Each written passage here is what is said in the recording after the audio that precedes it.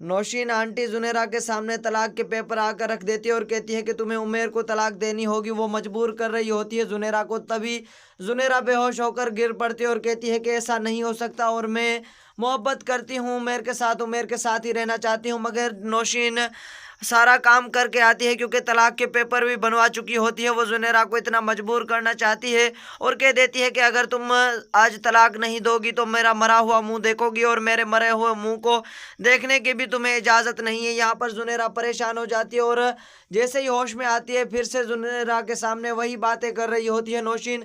तो वहाँ पर वासे और अकरम आ जाते हैं और अपनी बहन के साथ खड़े हो जाते हैं और कहते हैं कि ऐसा नहीं हो सकता। लेकिन वहाँ पर नौशीन कह देती है कि आप तो किसी की बात मानते ही नहीं हो, आपको मेरी बात माननी होगी और ये आज तलाक होगी। लेकिन वहाँ पर जुनेरा कह देती है कि मैं उमेर के साथ रहना चाहती हूँ, उमेर और मैं एक दूसरे से मोहब्बत करते हो। तभी अकरम कह देता है कि मैं सिर्फ ही सिर्फ जुनेरा के साथ खड़ा हुआ हूँ, जुनेरा कभी भी तलाक नहीं देगी, उमेर और जुनेरा एक साथ रहेंगे, ये अपनी खुशियों को आग नहीं लगाएंगे। लेकिन नौशीन कह देती है कि कोई भी मेरी बात को मानने वाला नहीं है। मैं ये कह देती हूँ कि आज अगर कोई मेरी बात नहीं मानेगा तो मैं कभी उसकी बात नहीं मानूंगी और मेरा मरा हुआ मुंह वो देखेगा। लेकिन यहाँ पर जुनेरा तो वहाँ पर कह देती है कि अकरम भाई आप समझाएं, मेरी बात ये मानने को तैयार ही नहीं है। लेकिन वहाँ पर नौशीन को अकरम समझाने की कोशिश करता है मगर अकरम की बात भी नौशीन नहीं मानती और कह देती है कि ये रिश्ता आज के आज ही ख़त्म होगा।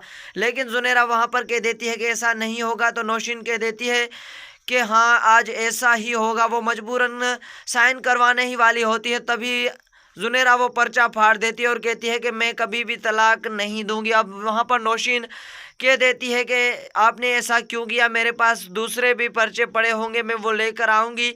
लेकिन अकरम वहाँ पर हाथ से पकड़ देता है और कहता है कि नौशीन ऐसा नहीं हो सकता, क्योंकि नौशीन आंटी को बार बार समझा रहे होते हैं कि ऐसा नहीं हो सकता मगर वो किसी की बात ही नहीं मान रही होती है। लेकिन वहाँ पर अब नौशीन कह देती है कि सब कुछ आलिया कर रही है, आलिया की वजह से ऐसा हो रहा है, क्योंकि आलिया की वजह से कोई मेरी बात मानने के लिए तैयार ही नहीं है। लेकिन वहाँ पर वासे और आलिया जो एक दूसरे से रूठे पड़े होते हैं, वहाँ पर वासे कहता है कि आलिया तुम मुझसे माफ़ी मांगो, तुम्हें माफ़ी मांगनी ही पड़ेगी। लेकिन आलिया कह देती है कि मैं तो कभी भी माफ़ी नहीं मांगूंगी।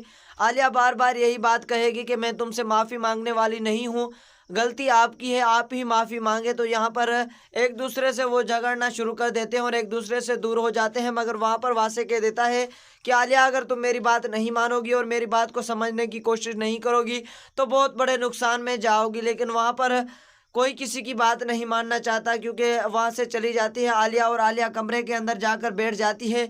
अब तो मजबूरन वासे कह देता है कि इस लड़की को मनाना पड़ेगा। वासे मजबूरन चला जाता है और कह देता है कि हाँ मुझे माफ़ कर दो।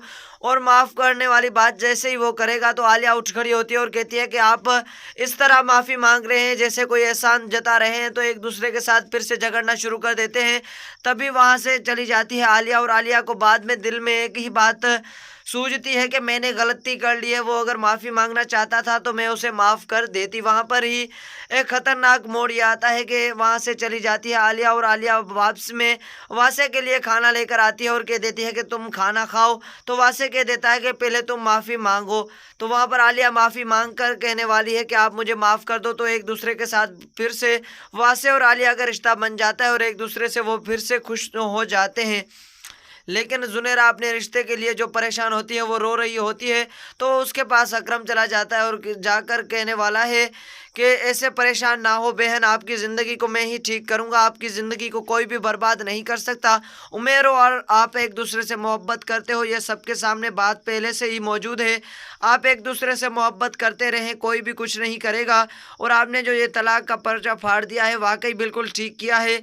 तो वहाँ पर ही नौशीन ये बाहर से बातें सुन रही होती है और कहती है कि मैंने इस बात को समझ लिया है कि कभी भी जुनेरा मेरी बात को नहीं टालती, मगर अकरम तुम भी इसके साथ हो, जो बात मुझे परेशान कर रही है। लेकिन अकरम चीख और चिल्ला कर कहता है कि हाँ मैं इसके साथ हूँ और मैं अपनी बहन के घर को उजाड़ना नहीं चाहता। मेरी बहन का घर पहले जैसा ही चलेगा और एक दूसरे के साथ ये मोहब्बत करते हैं तो एक दूसरे के साथ ही रहेंगे।